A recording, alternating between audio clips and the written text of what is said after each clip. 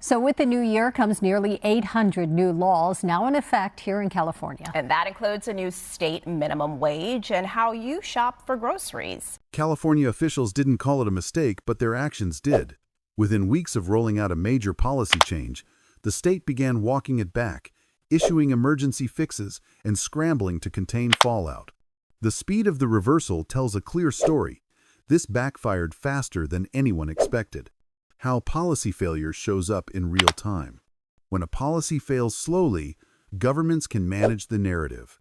When it fails immediately, there's nowhere to hide. California's latest policy rollout triggered instant market reactions, operational disruptions, and political damage control. Emergency clarifications followed, deadlines shifted, enforcement softened.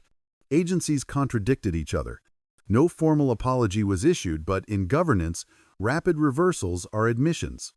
This is the story of how a policy meant to solve one problem ended up exposing several others at once. What the policy was supposed to do.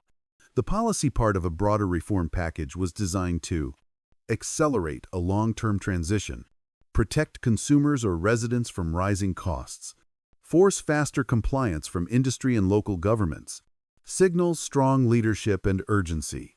On paper, the goals were popular. In practice, the rollout ignored a basic constraint. Systems don't change at the speed of legislation. What happened immediately after? Within days to weeks of implementation, warning signs appeared. Service disruptions, cost spikes instead of savings, supply tightening instead of expansion, confusion among regulators and operators, public-facing businesses pulling back or shutting down temporarily. Instead of stability, the policy created uncertainty, the one thing markets and systems react to fastest. The first red flag: emergency fixes. When a policy works, it doesn't need emergency fixes. Yet, almost immediately, California agencies began issuing clarifying memos, temporary exemptions, enforcement delays, transitional flexibility guidance. These are not refinements.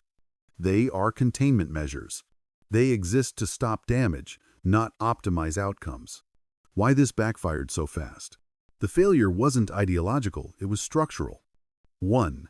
Timelines were unrealistic. The policy assumed compliance could happen faster than. Infrastructure could be built. Capital could be deployed. Permits could be approved. Supply chains could adjust. That mismatch guarantees failure. 2. Costs were shifted, not solved. Rather than reducing total cost, the policy redistributed it. From the state to local governments. From corporations to small operators. From future planning to immediate compliance. Those least able to absorb cost were hit first and hardest. 3. Market signals were ignored. Industry warnings were dismissed as resistance. But markets don't argue, they react. Pullbacks, delays, closures, and price hikes were not protests. They were responses, the quiet reversals that followed. Within weeks, the state adjusted implementation schedules, softened enforcement language, allowed temporary alternatives, reframed expectations publicly. None of this was announced as a reversal, but policy scholars recognize the pattern. When outcomes diverge sharply from projections, leadership pivots quietly. Why the governor couldn't say this was a mistake? No governor can publicly admit a major policy mistake mid-rollout without consequences. For Governor Gavin Newsom, an open admission would undermine credibility, invite legal challenges, trigger political backlash, accelerate non-compliance.